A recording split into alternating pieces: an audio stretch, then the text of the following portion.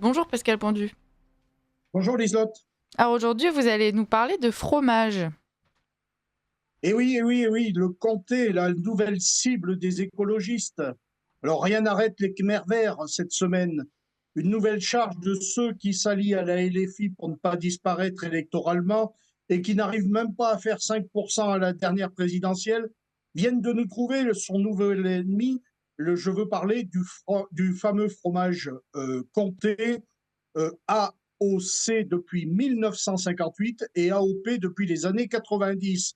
Alors, en la personne de Pierre Rigaud, le fabuleux écologue naturaliste en carton-pâte, qui vit essentiellement, non pas de son métier, mais des revenus issus de la cagnotte Litchi qu'il publie sur son propre site. Et donc, Monsieur Pierre Rigaud a été invité par France Inter, a été invité par toute la gauche des médias pour nous dire qu'il fallait interdire ce fameux comté dont je rappelle 11% de la production part à l'exportation, permettant là encore de sauver notre balance agricole commerciale. Mais moi, je vais vous dévoiler ce matin ce que personne n'a osé parler, ce que personne n'a encore parlé, et qui est à proprement un scoop.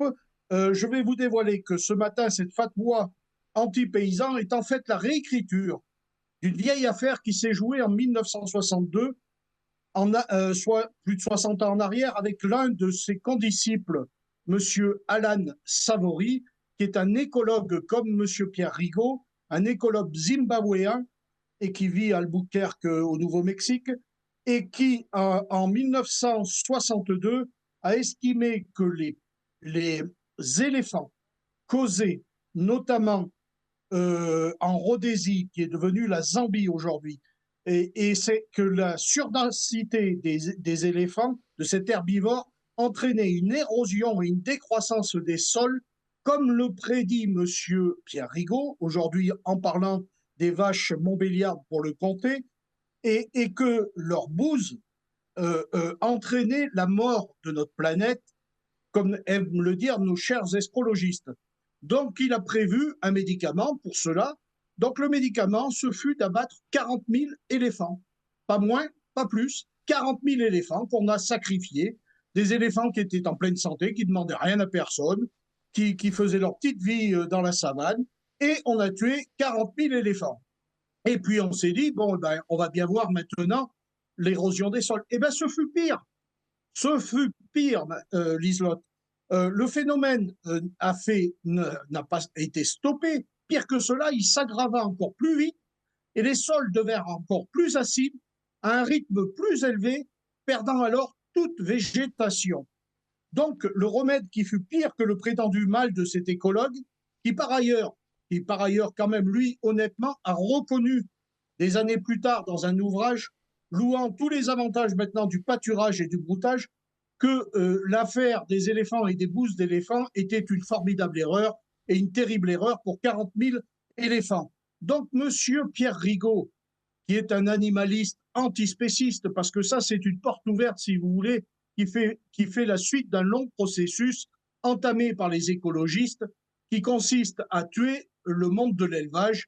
Alors, il y a les satellites comme L214 qui vont visiter les éleveurs en toute loose day la nuit pour faire des vidéos tronquées et ensuite nous livrer des vidéos disant que les animaux sont maltraités et ainsi de suite. Non, ces animalistes antispécistes ne veulent plus d'animaux d'élevage. Donc, ils sont carrément contre les animaux. Hein.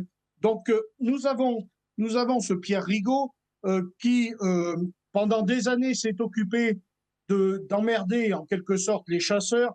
Pendant des années, il a dit tout et n'importe quoi sur le monde cinégétique. Et maintenant, le voilà bombardé à France Inter, cette secte d'astrologistes qui est venue se remplir les fouilles sans même connaître la nature, parce qu'une bouse de vache, il faut bien savoir qu'une bouse de vache et une vache sont essentielles dans l'écosystème qui garantit une biodiversité, puisque plus de 300 espèces d'insectes s'en nourrissent de la bouse de vache, ce que l'on nomme des coprophages, et une multitude de bactéries indispensables au sol.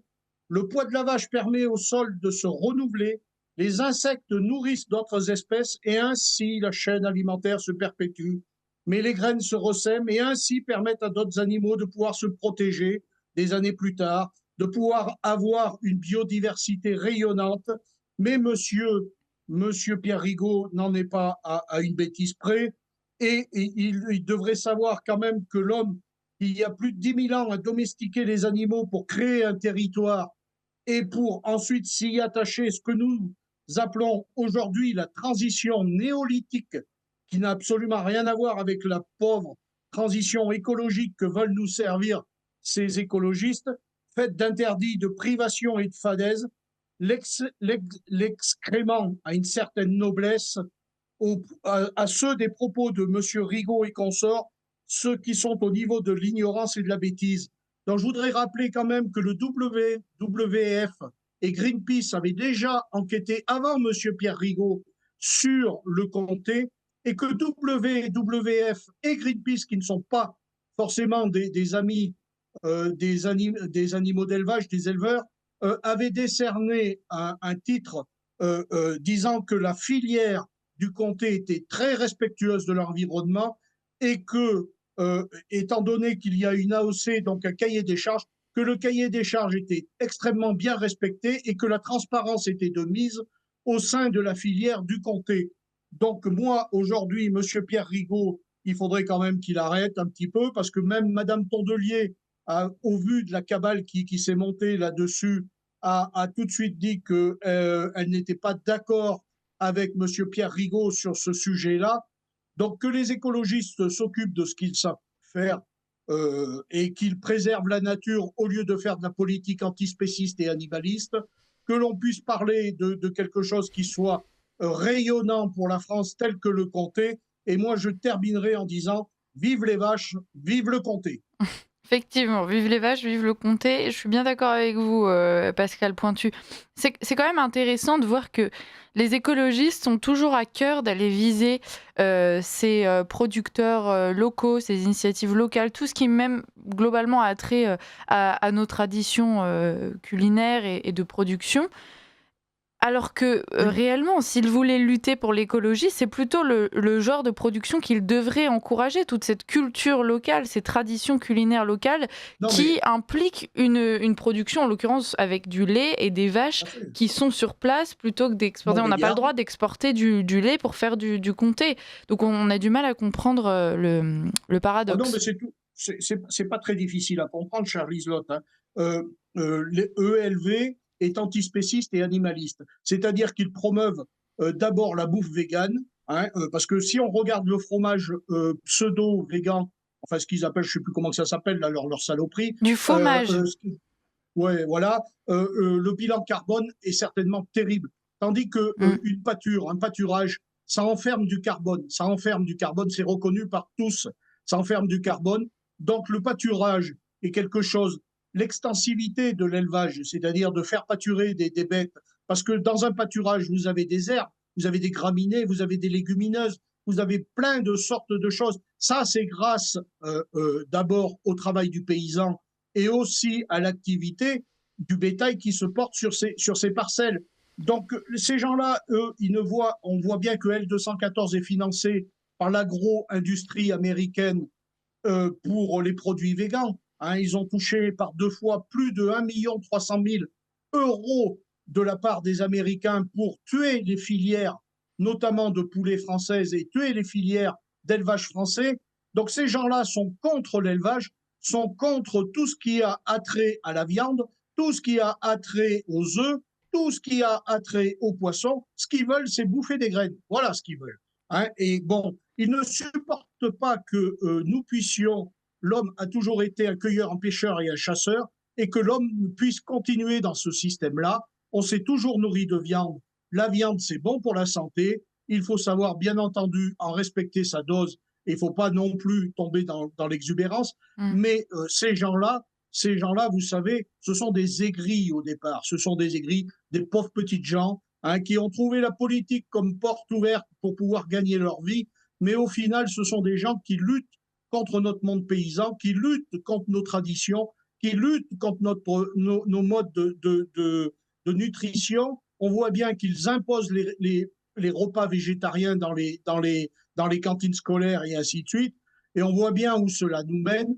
Donc ces gens-là ne promeuvent que de manger des produits végans. Alors moi, je ne suis pas contre le véganisme dès lors que l'on me laisse manger moi ce que j'ai envie de manger. Si je veux manger du comté, je mange du comté. Je ne regarde, je me fous, je me contrefiche de ceux qui mangent des graines, mais que ces gens-là au moins respectent les autres, ce qu'ils sont incapables de faire puisqu'ils sont incapables de respecter autrui. Bah, voilà. Et puis, effectivement, si on veut manger du comté, on continuera d'en manger et finalement, on aura presque l'impression de faire une bonne action puisqu'on va soutenir la filière du comté en France. C'est quelque chose qui est important de soutenir notre gastronomie, nos traditions culinaires, puisque c'est lié aussi donc avec tout ce monde paysan que vous chérissez tant, Pascal Pointu, et c'est notre cas aussi. Donc voilà, mangez du bon fromage français, consommez de la bonne viande française, et puis vous ferez du bien d'ailleurs à l'écologie en consommant local. De toute façon, quoi qu'on mange et quoi qu'on pense, on a toujours intérêt à manger local plutôt que des produits qui font 8000 km par avion ou par bateau. Oui. Et d'ailleurs, voilà, il y a cette idée qu'en fait, il faut absolument, de toute façon, quand on constate un problème dans la filière alimentaire avec toute cette culture extensive, il y a cette idée que plutôt de l'assainir, je vais y arriver. On préfère substituer de... Bon, non, je vais pas y arriver en fait. Mais bref, on préfère se dire comment consommer à la place du soja et des insectes plutôt que de se dire, tiens, on pourrait juste assainir ce qui existe déjà depuis des millénaires. Finalement, j'ai réussi. Oui, vous avez réussi. C'est très clair. Merci à tous. Ça fait 3 heures que je suis en direct.